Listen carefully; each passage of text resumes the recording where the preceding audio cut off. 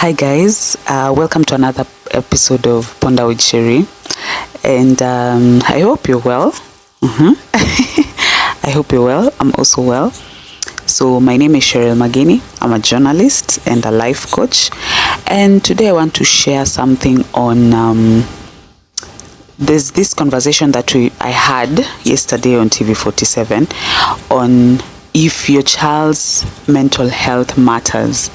You know, a lot of times we assume that these kids are okay, they are fine, they as long as they have shelter, they have food, they have clothing, they are going to school, they're okay. Like, we assume that they don't have emotions like us adults, okay? And a lot of people who are suffering from mental health are people who went through traumatic things when they were younger, okay? And you find that they were not able to express themselves. They didn't have people whom they could go and talk to. They didn't have people whom they could share their pain, their stress. Because, you know, a lot of times you go through things sometimes as a child and you don't even understand, because you are not able to process what you're feeling, or you are not able to express what you're feeling, because a lot of times you don't know if something is right or wrong, and you go tell your parents that you went through something, that someone touched you inappropriately, and your parent shouts at you and like, wewe mtoto uko na tabia mbaya sana, you know, things like that. And I need to stop saying things like that. And instead of your parents trying to find out if it's true, if what really happened to you, you know, the investigation, you know, the older generation, when your kid came to you telling you that I went through this and that, they just shut you down.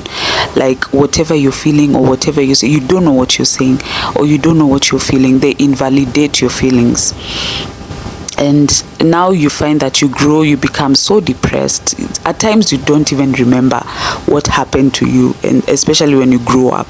And then when you go for therapy, you're being told, you behave like this, or probably you get triggered by someone just touching you, like, you know, evil too, because maybe you went through abuse when you were younger, and you don't even know, because you forgot.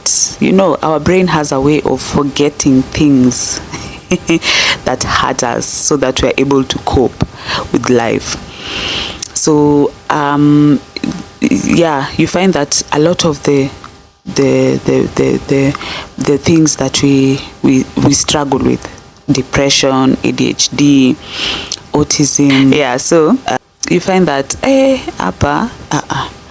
there's something. Now unapata most of the times zilifanyika when we were younger, and then you forgot, but now you're just going through life na in flight mode or fight mode. You choose one.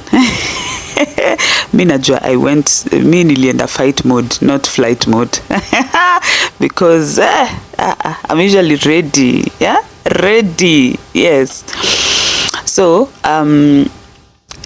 some of the signs that you can know that your child is not okay is they're withdrawing. They don't talk much anymore. They don't want to interact with people. Secondly, the things that used to make them happy don't make them happy. So you're wondering, hey, and then they have this persistent sadness, that it's just sadness that doesn't go away. Even when you try to make them happy, wako tu, you know, and you're wondering, hey, kwani, what is wrong? So when you see your child going through these kind of things, because they're also human beings, they also have emotions, unajua. So when you see your child going through these kinds of signs, you should just sit them down and talk to them. And then also, kwa nyumba, the environment should be like home is home. Wanafaa tu kujua home is home. Hata niende niteseke huko nje, I can always come back home. You know, home will always be home. So if the environment is toxic, they won't be able to come to you and talk to you. Ama kama unakuanga tu mkali 24/7. Utaki kuongeleshwa, utaki kusumbuliwa, because also you've not healed. You've not healed. You brought children, you're passing down your traumas to them. Hey, it's a lot. So unapata even you've not healed, you're dealing with your own emotions, you're dealing with your own pain, and then now there's this little person who is also coming to you with their emotions, with their pain.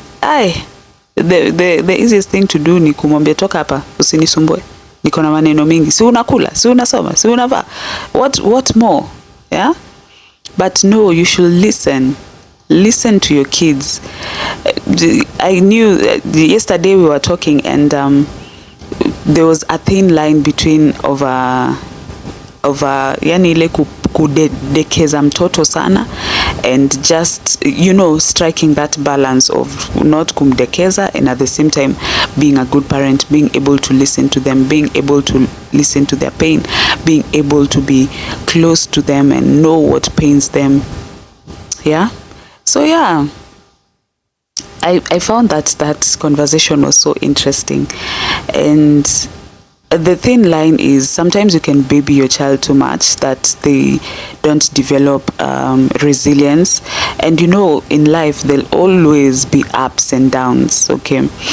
So you have to know the balance. Kids, watoto hawafanani. Kuna ule anafaa chapwe ndo asikize, kuna ule tu utamwongelesha na asikize. So when you know your child, you know how to handle them, then you'll know what to do at a particular time or certain time. Yeah, so I hope that has helped. For more questions, you can just put there at the comment section. And yeah, I hope you've learned a thing or two. Thank you very much, and bye-bye.